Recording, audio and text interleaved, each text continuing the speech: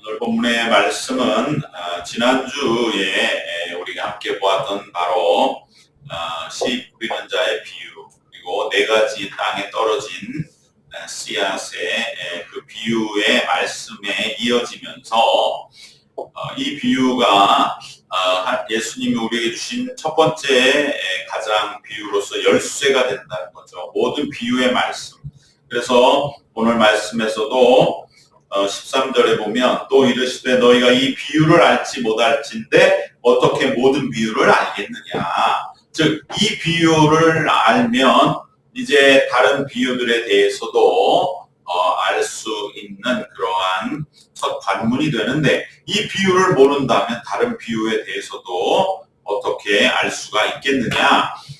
이 씨를 뿌리는 비유 자체가 바로 우리가 예수님의 그러한 모든 일들과 사역과 정보 말씀을 들은 것을 우리가 어떻게 받아야 되느냐를 마치 서론적으로 우리에게 주시는 것 같은 그러한 내용이면서도, 또 예수님이 마가복음에 나오는 첫 번째 비유로 주신 말씀에 여러 가지 그러한 각별한 의미를 우리가 보면서, 또 예수님이 친히 해설해 주신 비유로서 가장 유명하고 거의 유일무이한 그러한 비유라고 하는 점에서 다시 한번 우리는 이 비유를 통해서 예수님이 주신 비유라고 하는 것은 결국은 우리가 진정으로 우리의 마음과 영혼 속에 임하는 하나님의 그러한 깨달음과 가르침과 말씀은 이것이 살아있는 말씀이고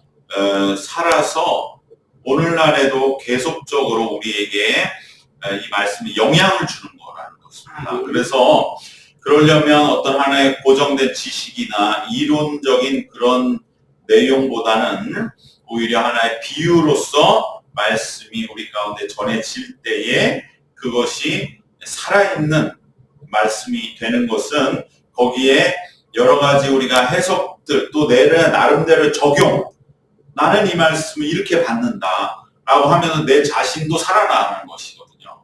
결국은 예수님의 비유는 고정된 하나의 해석만이 정해져 있는, 답이 있는 닫혀진 그러한 진리가 아니라 두고두고 그 말씀이 이러한 측면에서도 또 저러한 측면에서도 해석되고 조명되고 적용되면서 이것은 우리 영혼과 함께 생동하는, 그래서 살아있는 그러한 생명력이 있기 때문에 이것은 살아있는 양식으로서, 그리고 생수의 강이 솟아나듯이 살아있는 진리의 말씀이 되는 것이 비유다라고 하는 것을 예수님은 우리에게 하나의 해석을 제시해 주시는데, 이것은 처음에 비유를 말씀하신 내용의 의도와는 조금 다른 해석인 것이죠.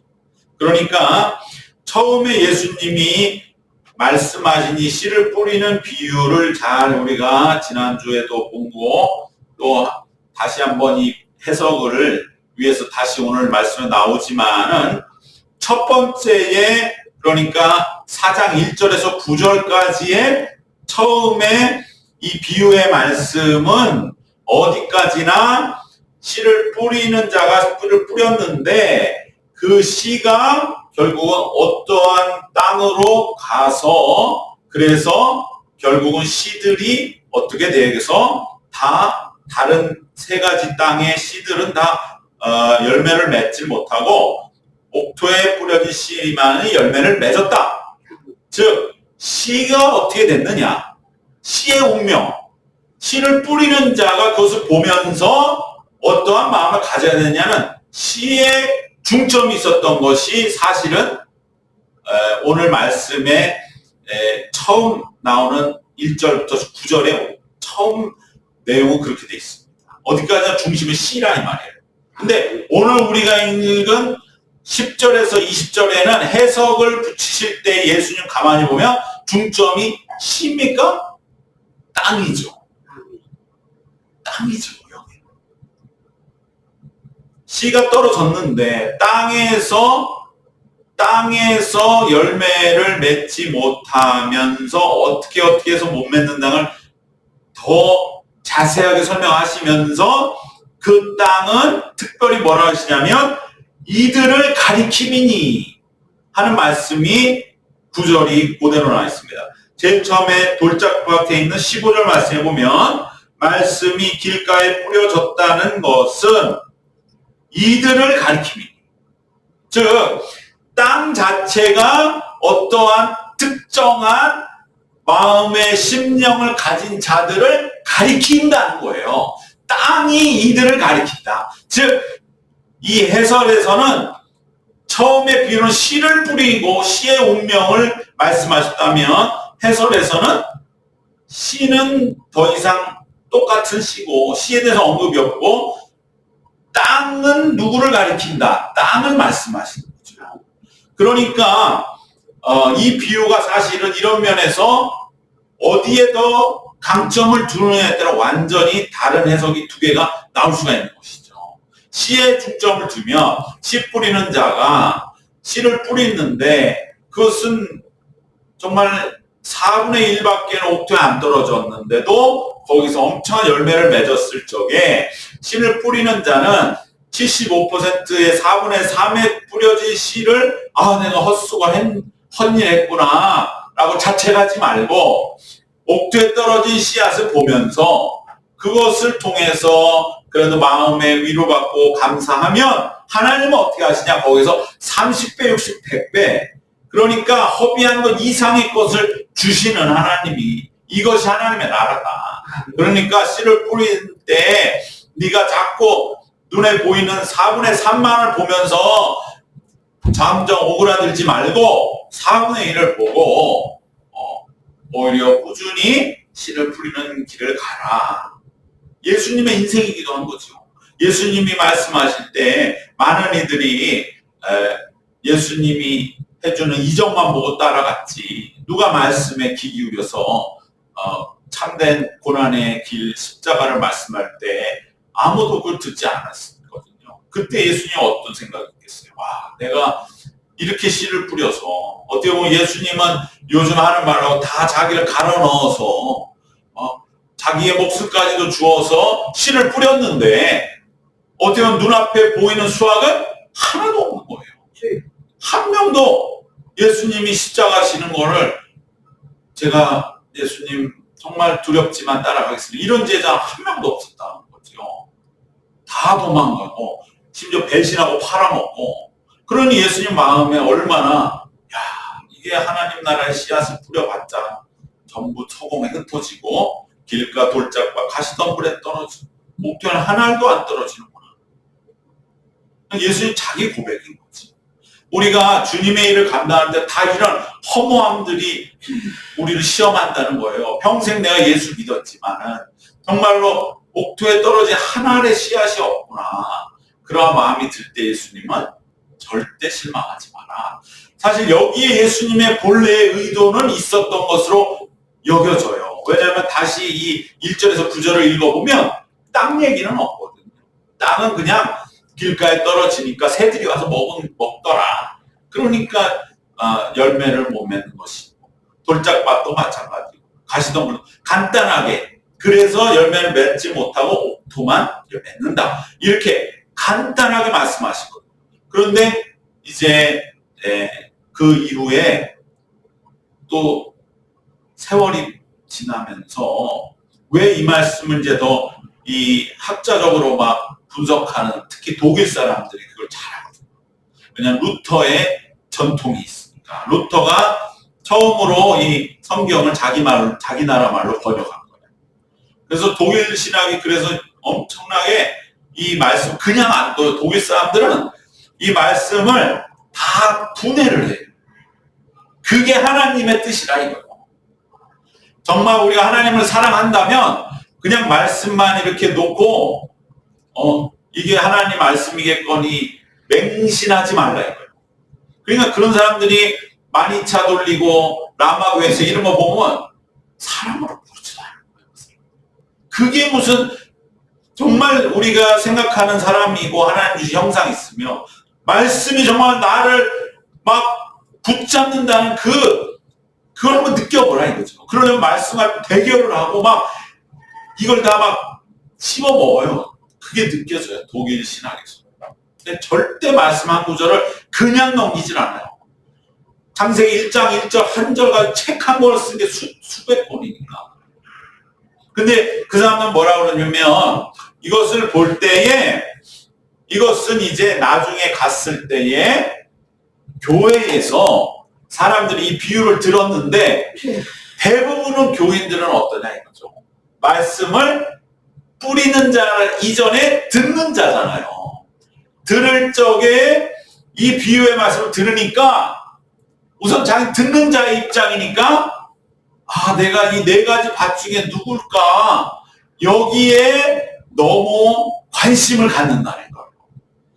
그러니까 사도들이 이제 예수님이 하신 그 비유의 네 가지 밭은 이런 뜻이다라고 여기에다가 이제 기도 열심히 하고 성령의 감동을 받아서 예수님이면 이렇게 그 당시에 우리에게 이런 뜻으로 주셨다라고 하는 그 해석을 여기에 사도들이 같이 첨언을 했다.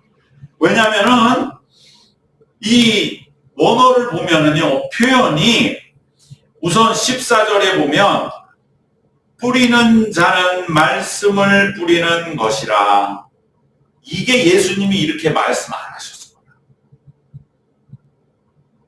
왜냐면 예수님은 그냥 이 땅에 오셔서 막 그냥 얘기하셨어요. 마음이 가난한 여러분, 천국이 여러분 오십니다.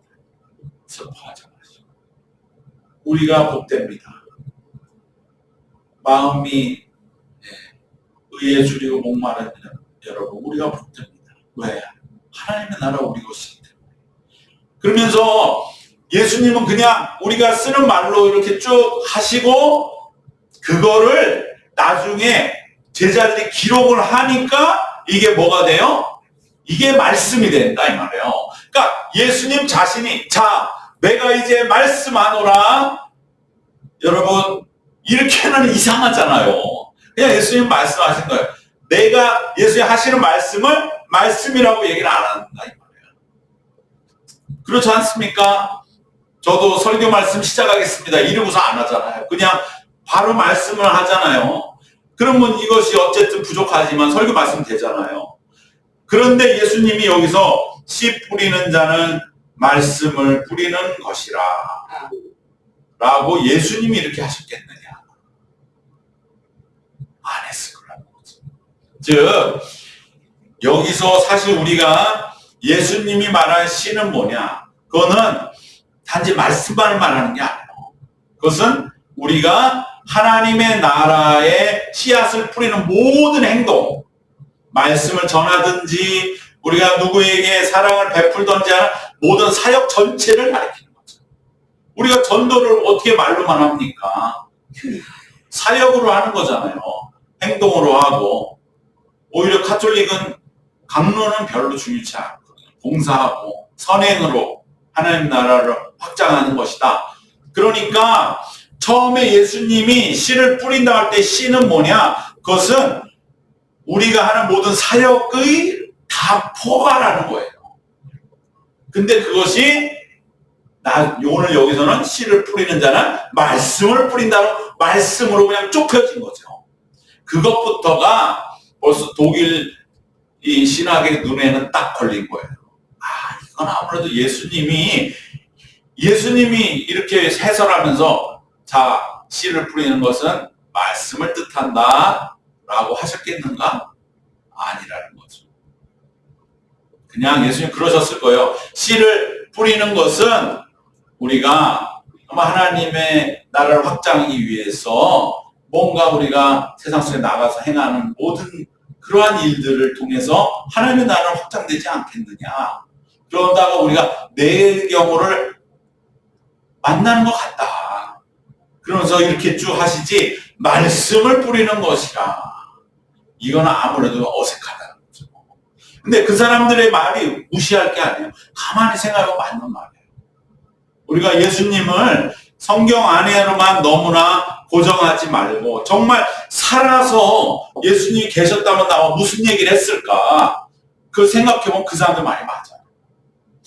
그래, 예수님 그냥 말씀하셨지. 그거를 예수님 돌아가시고 나니까 제자들이 적어서 이게 예수님 말씀이야 해서 말씀이 된 거지. 예수님 자신이 말을 하면서 이건 내 말씀이다 하고서 얘기하는 것은 일상생활의 사람의 모습이 아니잖아요. 그건 뭔가 이상하잖아요. 예수님 그렇게 이상하게 살았을 리가 없는 거죠.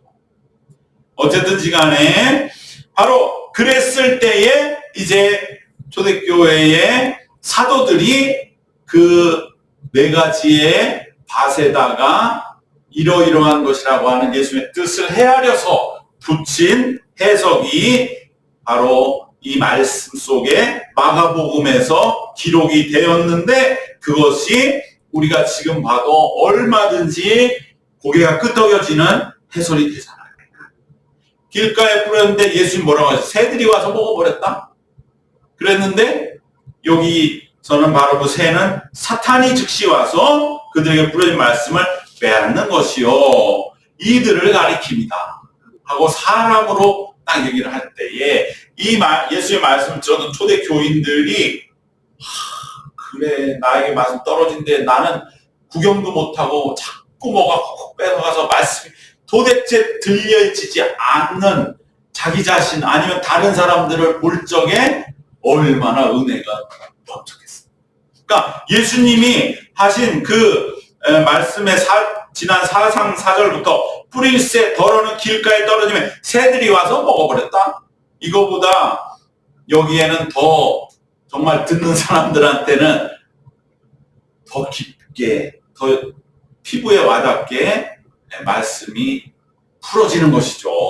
그러나 예수님은 단지 그냥 길가에 떨어진 씨앗들을 보니 새들이 옹기종기 모여서 우리가 지금 비둘기 길가에 뿌려 먹듯이 그냥 먹어버렸다.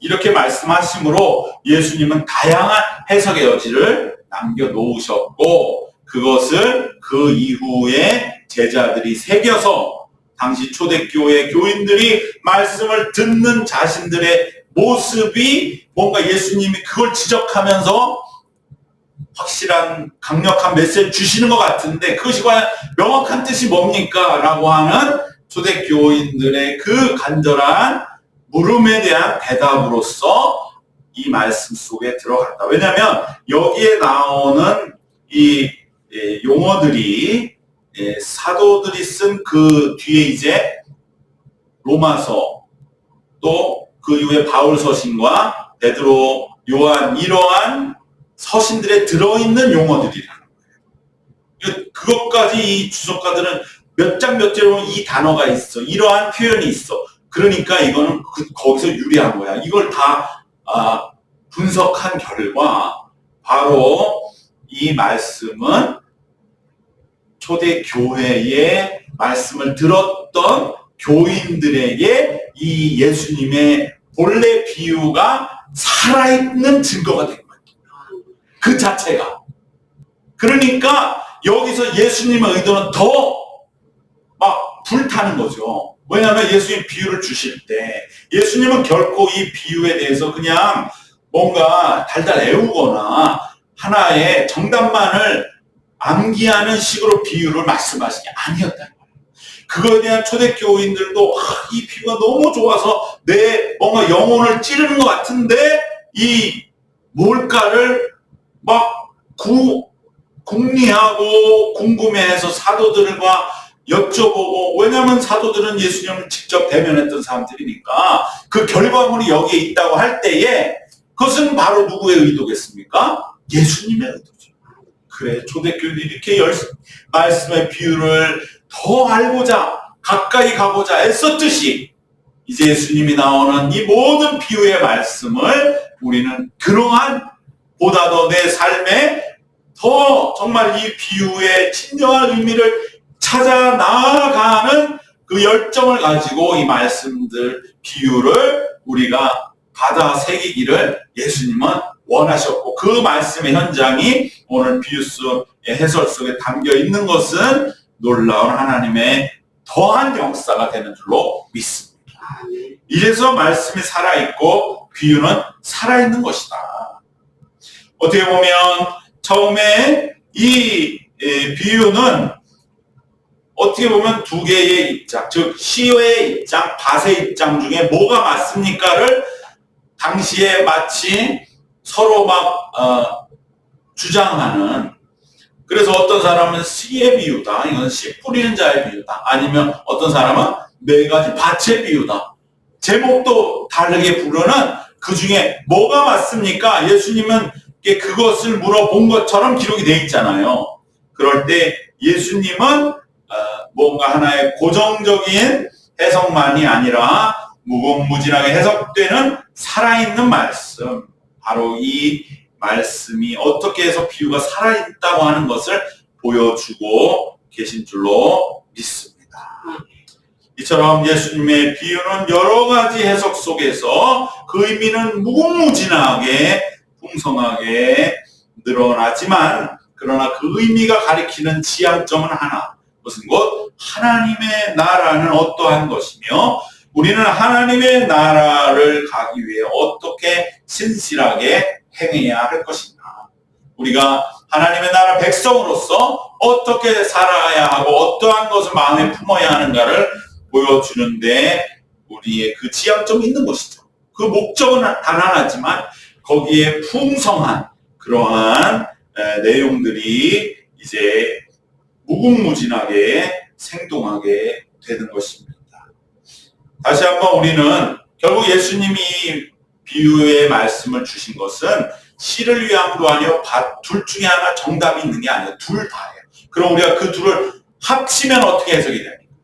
우선 우리는 옥토가 돼서, 우선 우리는 말씀 받아야죠. 하나님으로부터 받아야죠. 받는 게 먼저죠. 옥토가 말씀 받아요. 그 다음에는 우리가 옥토에서 말씀의 열매를 맺어서 그 열매가 결국은 씨앗이 되고 그 씨를 우리는 뿌리는 자가 된다.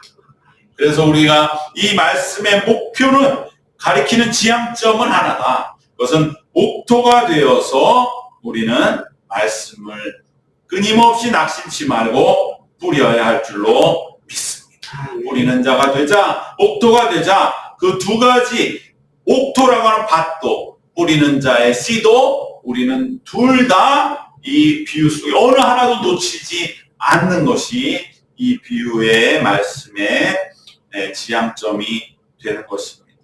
즉 씨 뿌리는 자, 바로 그 자체가 이미 그 사람은 네 가지 밭 중에 옥토에 가까운 것이다. 즉 씨 뿌리는 자는 옥토된 자이다. 왜냐하면 나머지 새 길가나 돌밭이나 가시덤불은 씨를 뿌리려고 하는데 씨가 없잖아요. 왜? 열매를 못 맺었으니까. 즉 자기가 씨를 받아서 열매를 한 번도 맺어본 일이 없는데 어떻게 씨를 뿌리냐는 거죠. 이게 씨가 얼마나 좋은 건지도 모르고 그냥 뿌려진 씨를 다 날려버렸는데, 그런 자가 무슨 씨를 뿌려요? 열매를 맺어서 이 열매가 정말로 귀하고 이 열매야말로 삶의 보람인 것을 이제 체험한 옥토된 자가 자기가 맺은 열매를 또 뿌리는 것이죠. 한 번이라도 열매를 맺어봐야 우린 이런 좋은 열매를 맺도록 열심히 씨를 뿌리는 자가 될 것입니다. 그렇기 때문에 우리는 옥토가 되어 말씀을 받아 열매를 맺고 그 맺은 열매 있는 씨를 또 열심히 뿌리는 자가 되는 것이 이 목표의 최종 목적이자 지향점인 것은 불변한 것입니다.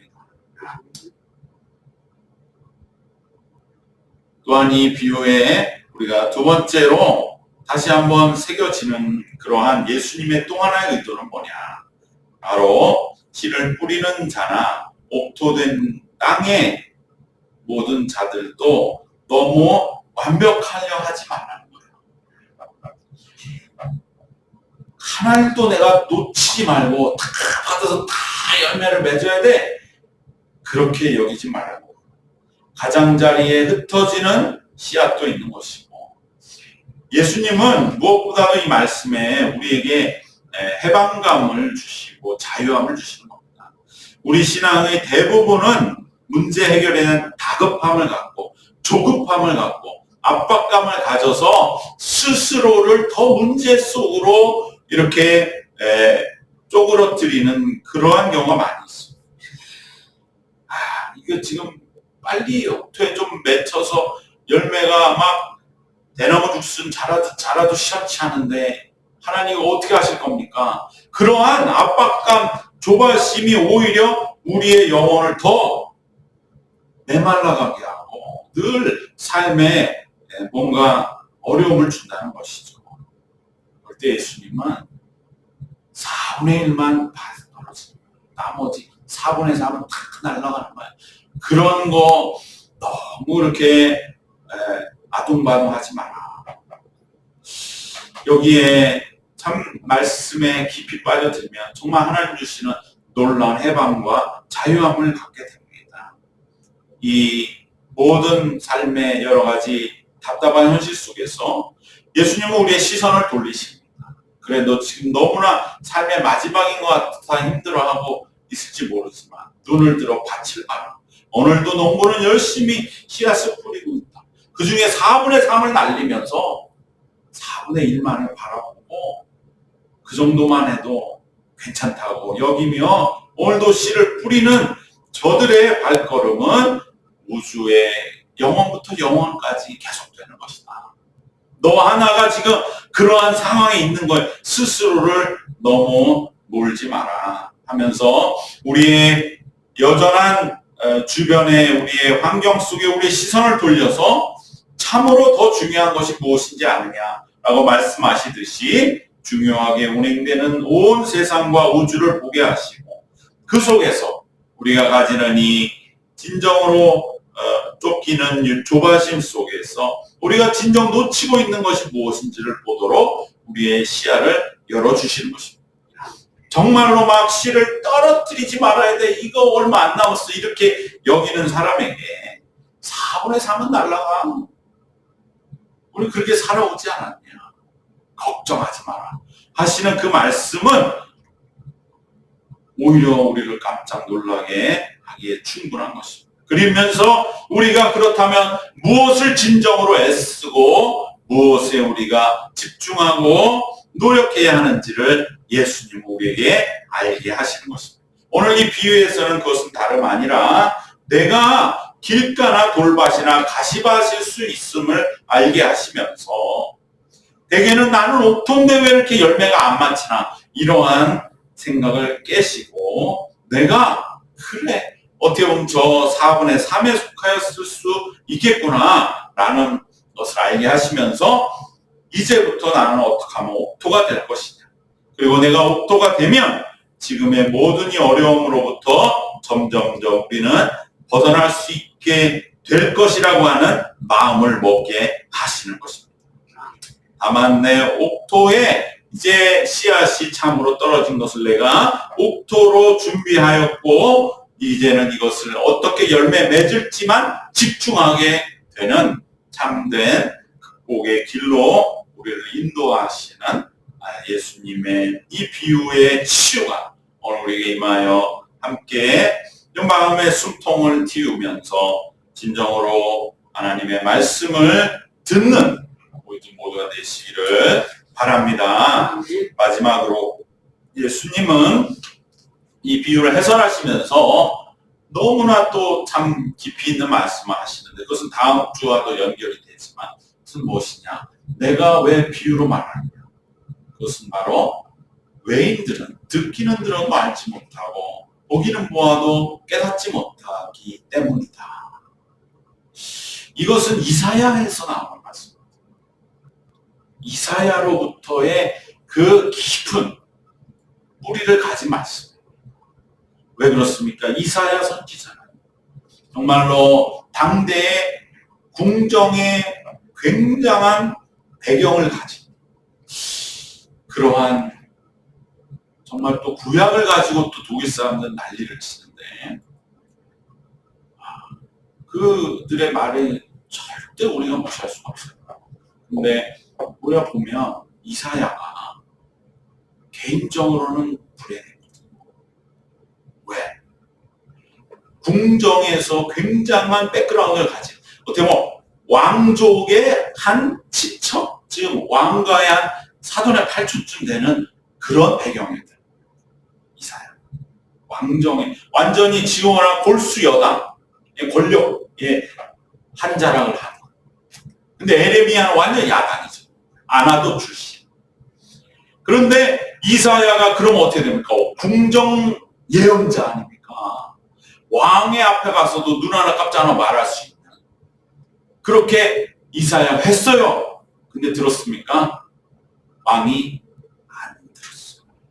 안 들었어요. 여기에 이제 이사야의 이 말이 나옵니다.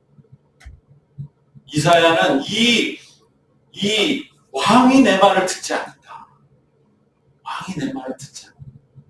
그 좌절. 야, 내가 누군데? 내가 그래도 왕궁에서 거룩한 그리고 참 탁월한 예언자로서 왕이 내 말을 들을 줄 알았어요.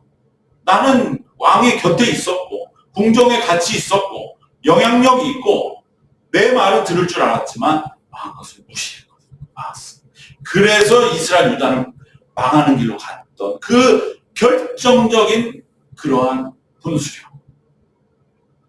그것을 이사야는 내가 막지 못했다고 하는 그러한 죄책감. 그것에 평생 시달리면서 바로 그래서 나온 이사야의 이 고백이 보기는 보아도 깨닫지 못하는, 듣기는 들어도 듣지 못하는 그러한 왜 안 들을까? 왜 안 들을까? 바로 하나님의 말씀은 이처럼 우리가 인간의 생각으로 전할 수 있는 것도 아니고 뭔가 실력으로 배경으로 뭔가 지식으로 전할 수 있는 게 절대 아니라고 합니다.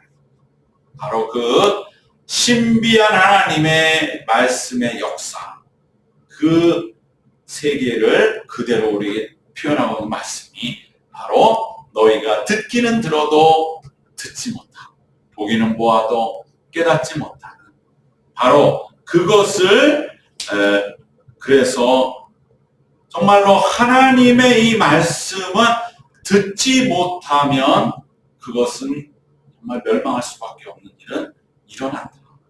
이사야를 봐라. 예수님도 마찬가지일 수 있다. 이 말이야. 예수님 자신이 그것을 분명히 얘기하시잖아요. 12절에 이는 그들로 보기는 보아도 알지 못하고 듣기는 들어도 깨닫지 못하게 하여 돌이켜 죄사함을 얻지 못하게 하려 함이라. 아니 예수님 우리 죄를 사해 주시어 오셨는데 죄사함 얻지 못하게 하려겠다. 이게 무슨 말이에요? 그 깊은 하나님 말씀의 전달의 신비, 그것을 말씀하시면서 그래도 우리가 비유의 말씀 내용을 울리고 내가 그 비유가 무슨 뜻입니까? 알고 싶어하는 그런 간절함을 우리에게 주신 하나님의 은혜를 감사하라. 그러면서 하나님의 이 예수님의 말씀도 그러한 은혜에 감사하는 마음으로 열고 마음의 문을 열고 이 비유를 받으라고 하는 예수님의 오히려 역설적인 그러한 권고의 말씀이 되시는 줄로 믿습니다. 이것은 우리가 다음 주에 한번 정말 이사야를 우리가 그때부터 봐야 돼요. 그래야 예수님과 연결되면서 그래서 임마누엘 예언이 나오는 것입니다. 바로 우리는 이것을 통해서 오늘 말씀에 세 가지 결론을 맺겠습니다. 예수님의 비유에 대한 해석과 그 적용은 무궁무진합니다. 그러므로 우리는 늘 나의 삶에 예수님의 비유가 살아있도록 어떻게 하면 나에게 적용할 것인가를 늘 고민하면서 말씀을 함께 볼 때의 말씀이 더욱더 살아있게 역사하게 될 줄로 믿습니다.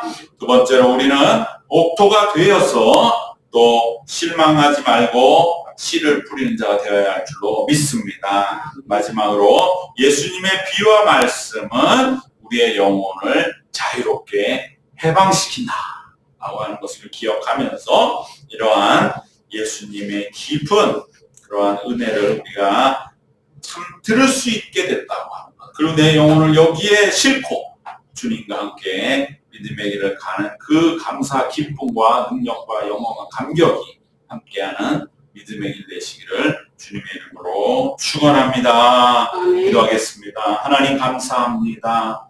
주님이 주신 그 비유의 말씀이 오늘 우리의 마음속에 살아있는 신앙으로 다시 한번 생동감 있게 역사하게 하여 주셔서 하나님 우리들도 정말 하나님의 말씀이 떨어져서 땅에 죽어 열매를 맺는 그리하여 또한 우리도 씨를 얻어 그 씨를 세상에 뿌리는 참으로 옥토된 씨 뿌리는 자로서의 남은 생을 살아가는 모든 과정을 주님 늘 지켜주시고 붙잡아 주시고 은혜로 인도하여 주시옵소서. 예수님의 이름으로 기도드리옵나이다. 아멘.